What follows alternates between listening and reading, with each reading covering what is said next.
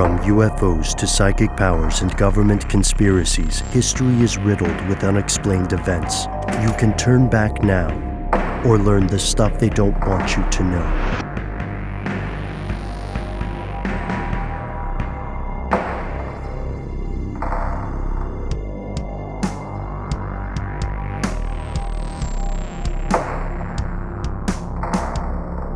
The problem with quote-unquote overpopulation. Or as you said, Matt, the problems with quote-unquote overpopulation.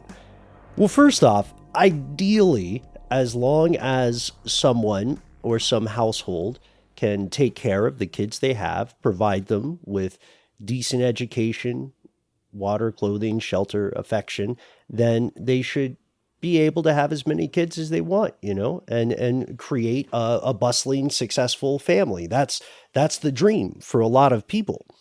But when we talk about the idea of overpopulation, the way that we typically hear this depicted is something like there are too many people living now that makes the human species ripe for a disaster. It exacerbates climate change, which is already way off the rails.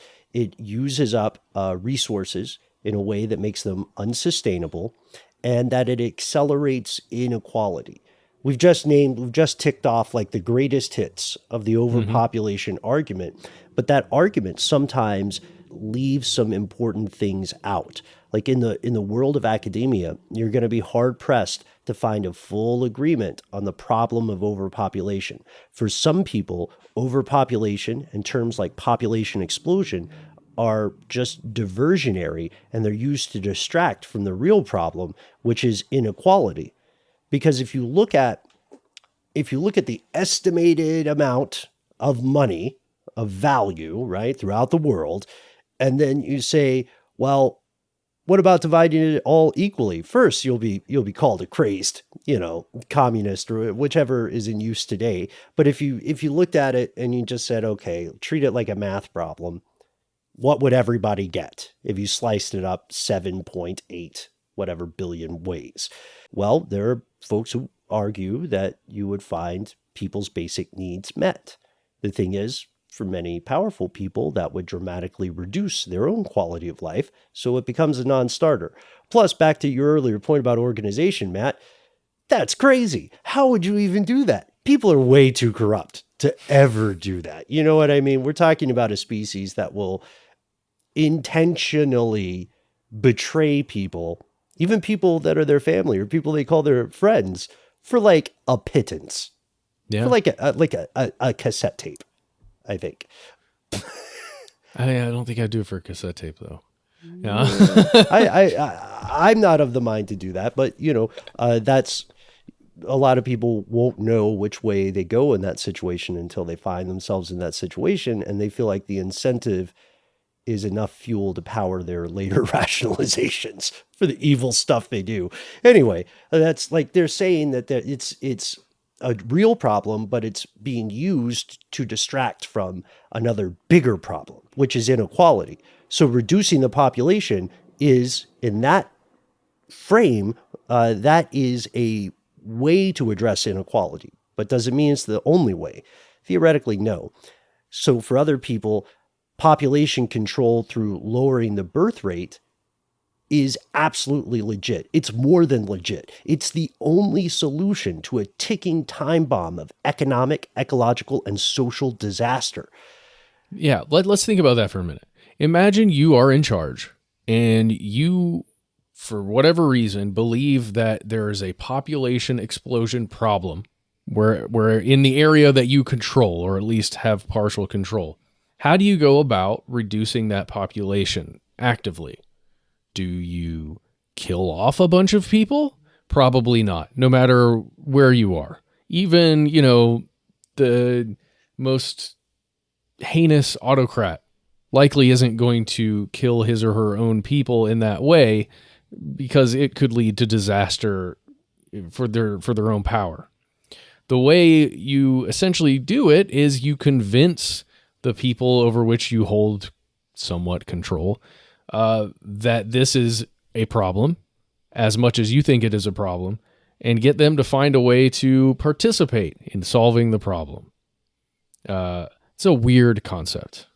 Yeah, it goes back pretty far. It goes back to the ideas of Thomas Malthusianism from the 1800s. This guy back in the 1800s already said, look, there are too many people in the world. The fact that there are too many people is the reason things are going wrong. That's the number one reason. Hunger, starvation, disease, war, it's all because we have too many people on the boat. And so he argued that at some point the population of the world is going to surpass the ability of the world to produce enough food for everyone, and that there will be massive starvation unless you do something. And then the argument is that based on where someone is in a given social or global hierarchy, their decision about who should have to pay the ultimate price of reducing the population, who should have to take the hit or jump off the boat, that's going to depend on what they think benefits them the most. You don't see very many members of Congress, or you don't see very many world leaders saying, hey, I'm not going to have children, or saying, hey, you know what? I'm going to take the hit. Me and all my buddies are getting sterilized. That's what we're doing instead of going bowling. It's always like the greater good is awesome, and I will fight for it as long as someone else pays the price. Well, let's talk about the greater good, because in this case, in the best scenario, if you're nasty, it's you're attempting to do the greatest good. But what does that mean? Is it the greatest good in terms of the economic future of your country? Even if you are taking the hit as the leader or the group of leaders or whatever that are at the golf course deciding to get sterilized too, you are still going to probably make decisions or lean towards alienating those who are suffering at the depths of the inequality pool. Yeah, they're less likely to fight back. Well, yeah, and if you are thinking in those like utilitarian terms, the people who can offer things for whatever government or private enterprise, those people are going to be prioritized, I believe. Yeah. Unfortunately, even if that's not what the law or the policy says on paper, that will tend to be how it works out in practice. Because let me tell you, referring to our earlier episodes, if something like this was proposed in the United States, lobbyists would love it. It's a field day. Let's just start carving out the exceptions. You know what I mean? Pay to play, baby. But this is a real problem, and this applies to many other things. But in the case of population control, we're talking about something very, very personal, right? This is not like a law saying that every individual has to recycle while no global corporation has to. It's not that kind of inequality. This is telling people they cannot have children by hook or by crook. But one thing that everyone does seem to agree on is this, and I'm thankful that everyone can agree on this. The average person or household, not just in India, but in the world, deserves a better present and a brighter future. You know, if whether or not you have kids, whether or not you plan to have kids, I hope it's not a hot take to say that people should have food security. People should have access to education and employment opportunities. And, you know, if they want to, they should have the prospect of raising a family of their own one day. You know, even if you're not into one of those things for some reason, then that shouldn't stop you from supporting other people's pursuit of those goals. And now we have to ask ourselves, what's the solution? You see, fellow conspiracy realists, today's episode is not a story about the future of India's population. Not really. Instead, it is a story about a strange, brutal solution applied by the Indian government and applied by Western foundations, endorsed by the United Nations, and implemented then with the help of India's government. What did they do? Well, like Ashley said, they conspired to sterilize men by the millions, and they very much succeeded. Here's where it gets crazy. Yeah, you wonder why there's so much skepticism and worry about things like the World Bank or the International Monetary Fund. Well, here's a great example for you as we dive into this. Yeah, here it is. I guess we should give an example, maybe something that we can all imagine as we're thinking about this, Ben. We can apply it to us. So as we're all listening, imagine that you are going through something really rough. Let's say somebody just ruptured a gas line at your house. No, I'm just playing. That's just what happened to me. Yeah, that's a true story, folks. This morning. I said it off air, but thank you for being here, Matt. I'm so glad things are all right.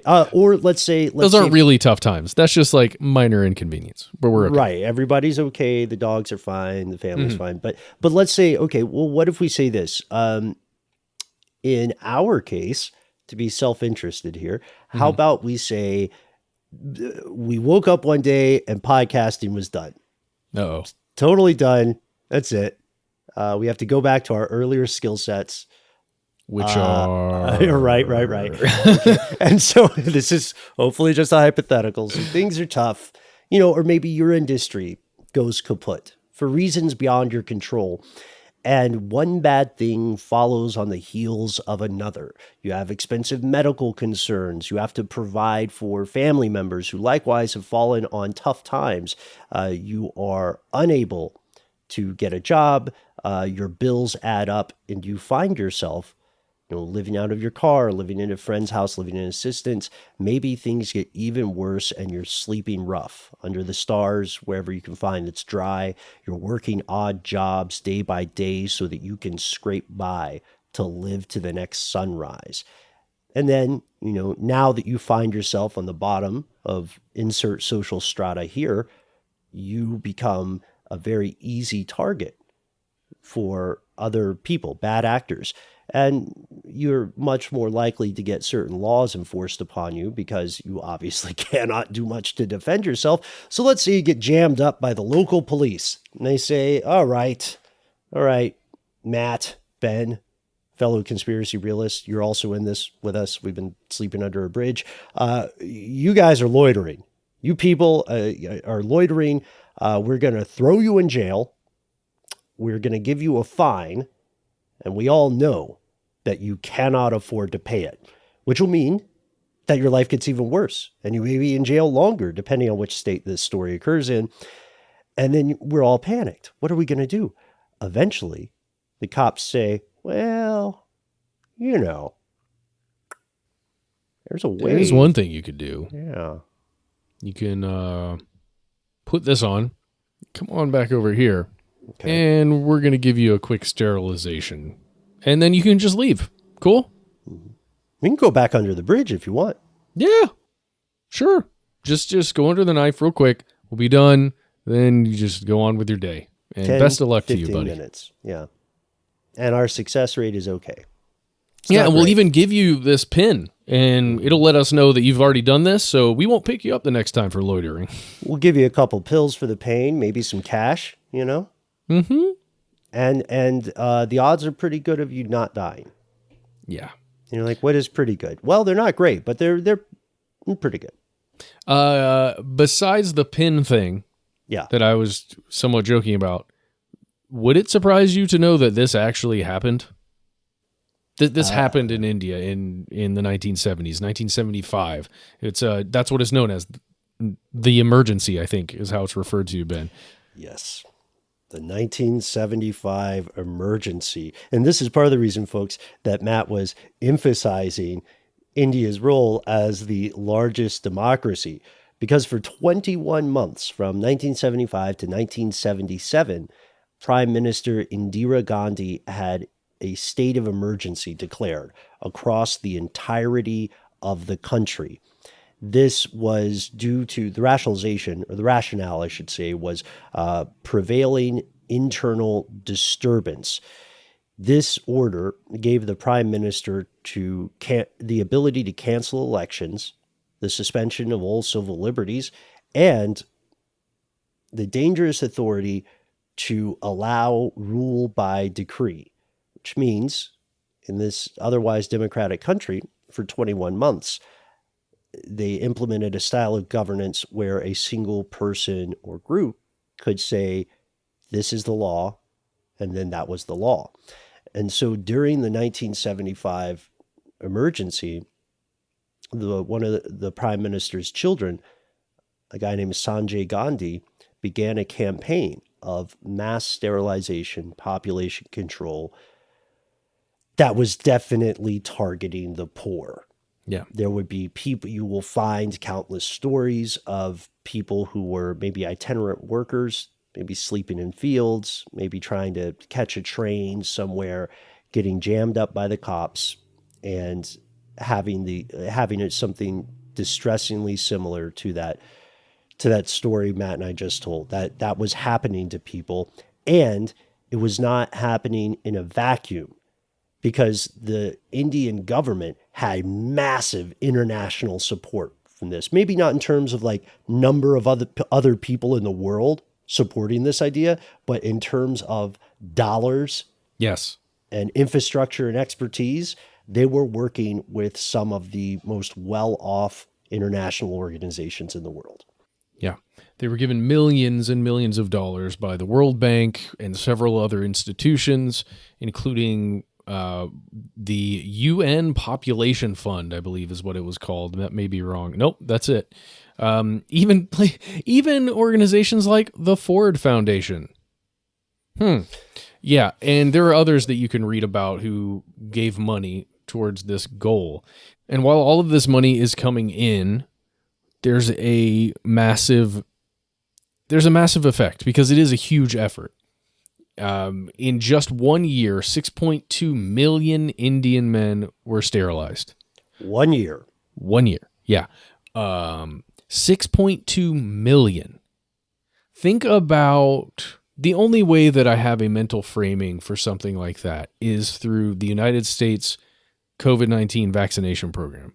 Okay. Just imagining the number of people moving in and out of a huge number of physical locations where vaccinations were being given across the United States.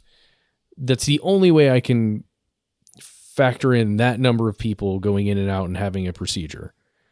I've got one that might help. It's a twisted version of our old YouTube game we used to play.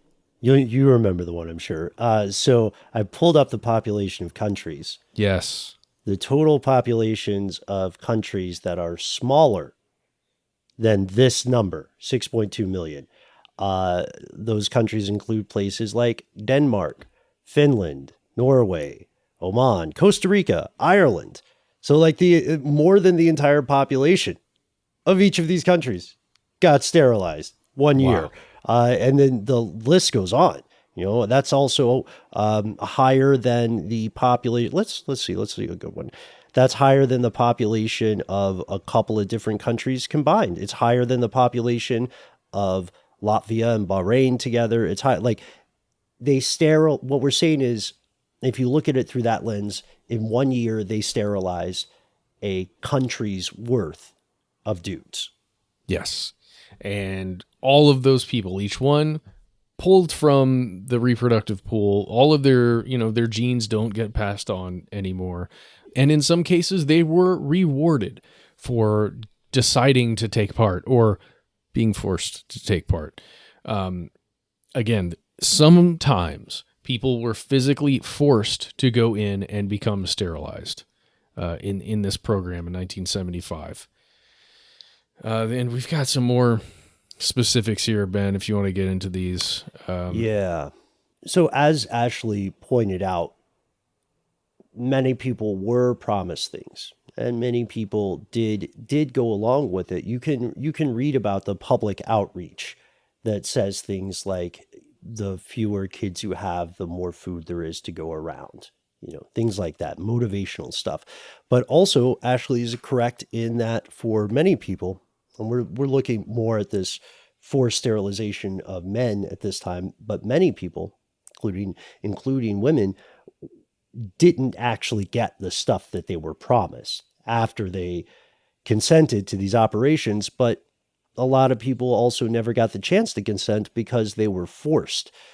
In one case we found, on November 24th, 1976, in a rural village named Utawar, which is about 50 miles, 80 clicks south of New Delhi. I just put clicks in there, Matt, because I know you like that phrase. I love it. I love it. Thank you. Thank you, dude. Okay. So there's this rural village, smaller place, and the authorities, those folks that we were talking about who have the volunteers who have like a quota to get people sterilized, they have been coming in and trying to incentivize people, talking about patriotism, this, that, and the third. But then what they ultimately do when the villagers aren't going along with it is they call in the cavalry, literally. Mounted policemen round up every man over the age of 15, forces them to assemble at a local school, carts them by bus off to a government hospital, and then nearly 250 men were forced into vasectomies. Some of those men had never had children, and from that point on, they never would. Yeah. In a democracy. So in this specific example, that's horrifying, right? That's right out of some kind of dystopian novel, that kind of thing happening to just citizens. It would be bad already, but one thing that makes it even worse is the fact that there was such a rush to sterilize so many people at the time. The procedures, like some of the people, not all, but some of the people giving these procedures, performing them, some of the techniques, they were not safe.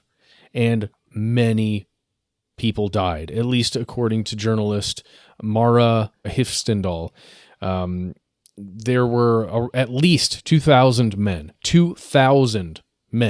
that died because of medical errors during these processes, these sterilizations. And here's the thing. That's just during the emergency in the mid-1970s. There have been sterilization practices before that in India, and this wasn't a new thing where people were dying due to these practices. Yeah, this was not new. Through multiple propaganda programs, awareness campaigns, and more, the government and the hidden hand of those Western foundations and institutions sought to cajole people into vasectomies or into tubal ligation, despite the long-standing misconceptions about these practices, as well as very valid concerns. You know what I mean? Especially if you lived nearby a village where all the dudes got rounded up and vasectomied, then you are not going to be super open to the friendly, warm, fuzzy time propaganda campaigns. Also, more than 1 million men were sterilized in India in 1971, and over 3 million were sterilized just 2 years later in 1973. We've mentioned a hidden hand pretty often in this episode, and we've talked a little bit about the World Bank, and we've talked a little bit about some of the places getting behind this in ways that you might not expect. Most people associate Ford with like Model Ts, anti-Semitism, and, well, I can't say too much because I drive a Ford. I was going to say, and F-150s, dude. And F-150s. Right. I drive a Ford. I'm aware of the acronym. We can save the time. Found on road dead. I get it. But how did they get involved? Why? This is maybe one of the most important parts of this conspiracy. We'll tell you what we mean after a word from our sponsor.